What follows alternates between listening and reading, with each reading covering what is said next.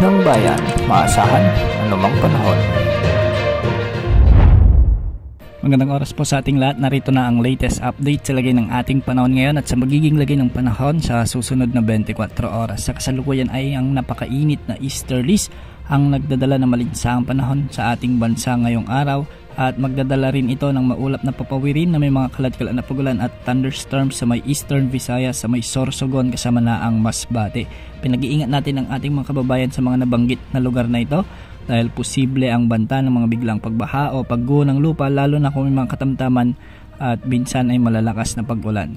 Samantala sa Luzon naman, sa natitirang bahagi ng Visayas at sa buong Mindanao ay easterlies pa rin ang magdudulot ng bagyang maulap hanggang sa maulap na kalangitan na may mga isolated rain showers and thunderstorms.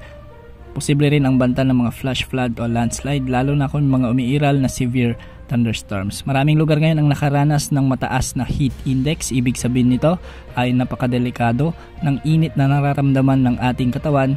Kaya pinag-iingat natin ang ating mga kababayan sa banta ng mga heat exhaustion, dehydration at heat stroke. Sa mga susunod na araw ay posible pang mas makaranas ang ating bansa ng mas mainit na panahon, kaya maging alerto pa rin sa mga posibleng epekto ng nasabing index na ito. Sa ngayon ay wala nang epekto ang amihan at sa mga susunod na araw ay posibleng ideklara na rin ng pag-asa ang pagtatapos o opisyal na pagtatapos ng amihan season ngayong taon sa ating bansa.